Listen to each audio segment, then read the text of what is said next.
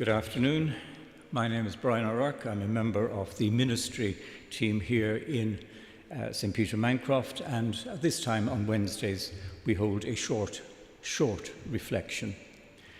Yesterday afternoon I met with a gentleman from the retired army individual to prepare the remembrance service for this coming Saturday morning, which is the 81st anniversary of the D-Day landings. D-Day landings are perhaps one of the most important events in the 20th century, as those landings began the end of the Nazi tyranny across Europe.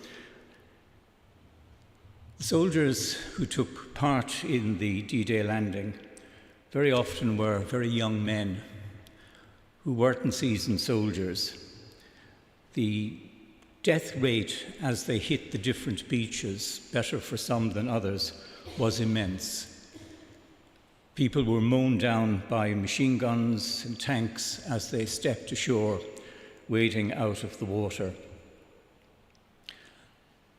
As I was going home on the bus, I was reflecting on this, as one does, and I was thinking about the part played by military chaplains in war.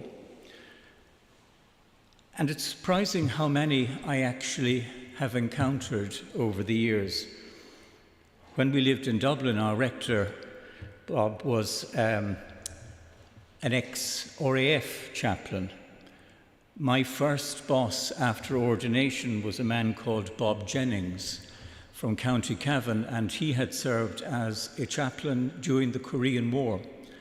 And Bob was very useful to me. He was a very mischievous man, always had a twinkle in his eye, and taught me how to do an awful lot of things very wrongly. I'm indebted to him.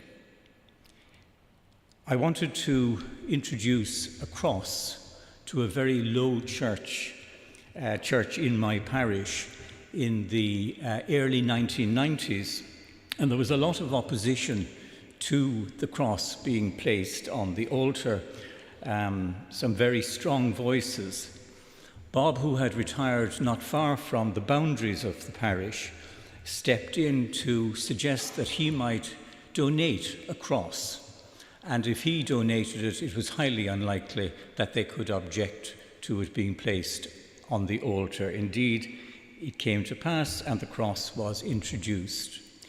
But the cross was interesting. It had been made from mortar shells from the Korean War, fashioned by Royal Engineers and presented to Bob. And it was a very dear possession in the family house. So to donate it to the church was indeed an act of generosity. Years ago, we visited the Western Front, and we ended up in a place called Tockage, which was a house donated in Belgium during the war to the British Army for its chaplaincy. And it was a place for men to come and relax, for communion service to be held, and just basically to get away from the war for a couple of hours. One of the people who was associated with that was a man called Geoffrey Stoddard Kennedy. Born in Leeds, Irish father, who was a vicar, and Kennedy, like myself, read for his degree in Trinity College, Dublin. He was known by soldiers as Woodbine Willie, and the reason for that is quite simple. He carried Woodbine cigarettes and handed them out to the troops wherever he passed one. In 1917 at Messine Ridge, he dashed out to no man's land when he saw a number of wounded soldiers. Under enemy fire, successfully brought them back and was awarded the Military Cross for that. But the war had a huge impact on him. In later life, after he left the army and chaplaincy and took a parish in London, he became a pacifist and a Christian socialist. What he had seen, what he had witnessed, changed how he saw the world, as indeed it had the same effect on another army chaplain. This one, more to the point, This man's name was the Reverend Alexander Reynolds. He was one of 100 chaplains who were involved in the D-Day landings. He wrote a book, which I've looked at from time to time, To War Without Arms. Chaplains were unarmed. They very often had rank, they had a uniform, they looked like a soldier, but they had a dog collar. What Reynolds witnessed again changed his attitude to an awful lot of things. And just briefly from his book, Reynolds describes burn victims, one of whom asked through his bandages for someone to hold his hand. The chaplain obliged, staying to talk with the man for half an hour before moving on to a church where 20 men lay dead. Death en masse is a queer, revolting smell, he wrote. In simple language, he portrays the devastation of the men's bodies, their faces grimy and contorted, limbs missing, bones splintered. The journal's only reference to God appears when he says, "What an insult to the Creator, that these creatures which he shaped should be so mangled and smashed.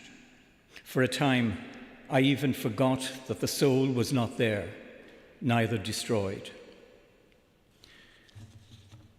On Saturday morning, people will gather across the way.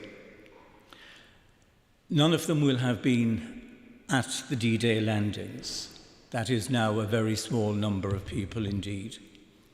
But it is still important to remember the sacrifice that men made so that we could be free. And perhaps in the world in which we live today, it is even more important to remember and to remind ourselves of how precious a gift peace is.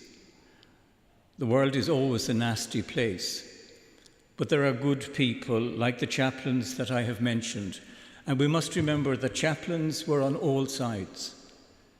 There is a story of two chaplains meeting very shortly after D-Day, one of them with the Wehrmacht, another with the British Army.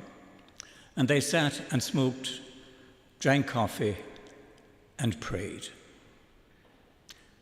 Thank you.